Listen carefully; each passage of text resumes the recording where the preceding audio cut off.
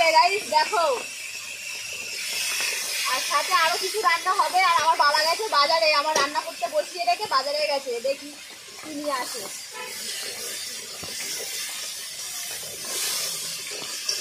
ঠিক আছে তুই এখানে আয়, আমি তোর মাকে দিচ্ছি এখানে।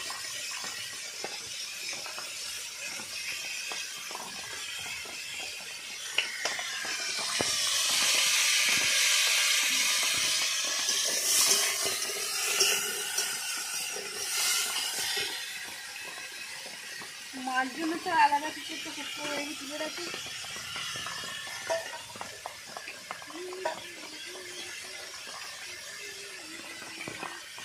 আজকে কি বৃষ্টি তাই না হলো, সকাল থেকে শুরু হয়ে গেছে। 8:40-এ আবহাওয়া লেগেছে, তারপর থেকে বৃষ্টিও শুরু হয়ে গেছে। এখন একটু কমেছে।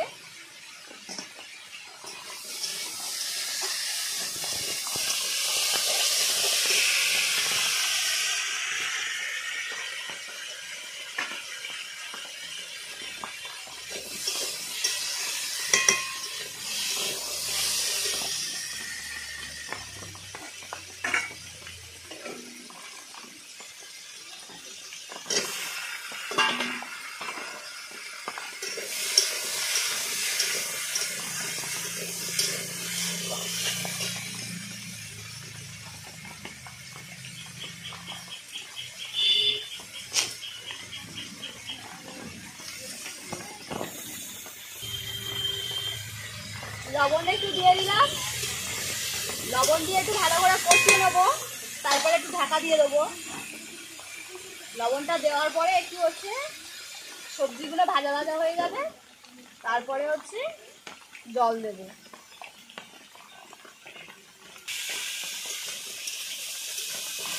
একটু লবণ দিয়ে সবজি ঢাকা দিয়ে রাখলে না ভালোভাবে সবজিগুলো নরমে যায় আর ভাজাটাও ভালো হয়। আর এখন আমি একটু হলুদ দিয়ে দেবো। হলুদের চামচটা কোথায়?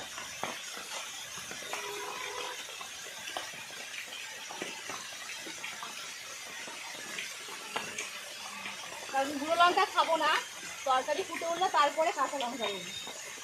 আর বেশি হচ্ছে তেলে ঝালে মশলায় রান্না করব না, কারণ একটু হালকা পাতলা রান্না করব। আমার মায়ের শরীর খারাপ, আর বেশি তেল মশলা খাবার মা খেতেও পারবে না, সেই কারণে হালকা পাতলা তরকারি হবে।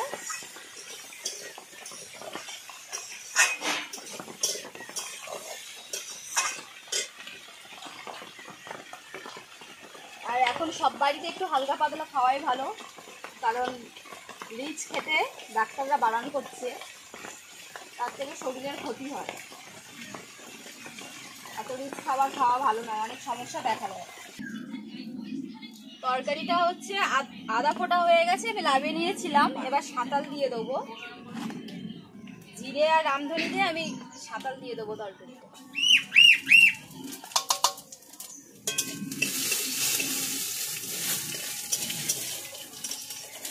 আজলা তরকারি করতে গেলে বাটা মশলা থেকে গোটা মশলা দিয়ে এরকম ভাবে করলে তরকারি হেভি টেস্ট হয়।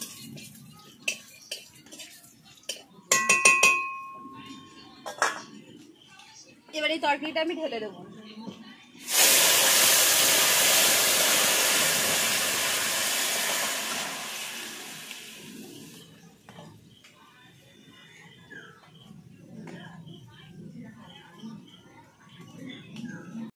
এবার এখন ঝোলের মধ্যে মাছগুলো দিয়ে দেবো।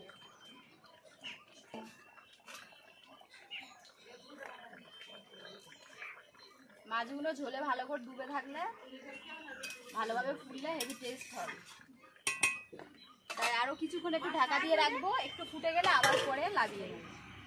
ভাতটা অনেকক্ষণ ঝাড়াতে দিয়েছি, ফ্যান তোলা হয়নি, এখন একটু তুলে নিই।